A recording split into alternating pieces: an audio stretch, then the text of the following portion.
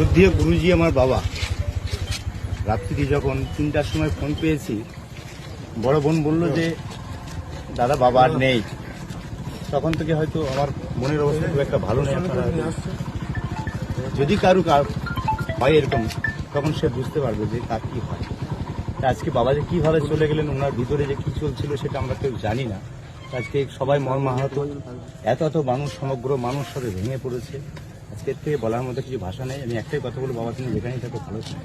তবে আমি মনে করি একটা লোকগীতির জগতে, আমাদের লোকগীতির জগতে নক্ষত্র চলে মানে শিল্পীর জগতে বিরাট ক্ষতি হলো এটা মনে করি। লোকগীতির জগতে বিরাট ক্ষতি হলো এবং লোকগীতিক বাউল জগতে এমন কোনো শিল্পী নেই সুবল সরকার এবং দত্তদাদিকে ছেড়ে না। একটা মঞ্চ হলেও সেখানে বাবার একটা গান গাইতেই হবে, তবেই না সেই মঞ্চটা মঞ্চস্থ হতো। শুধু পশ্চিমবাংলা শুধু নয়, সারা ভারতবর্ষের বিভিন্ন প্রান্তে, বিদেশে, দেশে বিদেশে অনেক অগণিত মানুষ গান গেয়েছেন ওনার।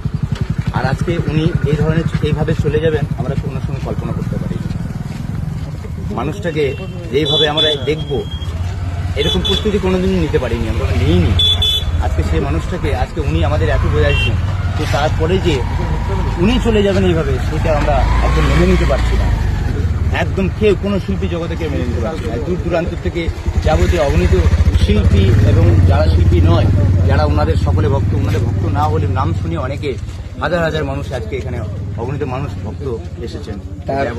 তার গানের সুর মানে গানের কথা, যেমন আসামের জুবিন গার্গ চলে যাওয়ার পর সারা আসাম ধরে বাজছিল এ দেহার মূল্য নাই, ঠিক তেমনি সুবল সরকার আমাদের ইহলোক ছেড়ে পরলোকে যেতেই ফেসবুকে সবাই লিখছে যে আবার আমার হবে বিয়ে শ্মশান ঘাটিতে।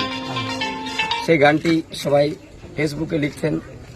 সেই গানের কথা আজ তিনি যে লিখেছেন, আজকে তার পূর্ণতা আজকে হয়ে গেল।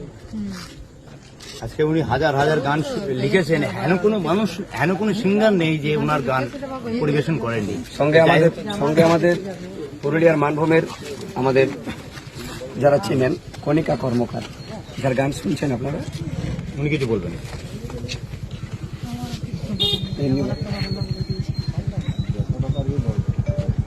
মৌসুমীতে কিছু বলবেন ওনাকে?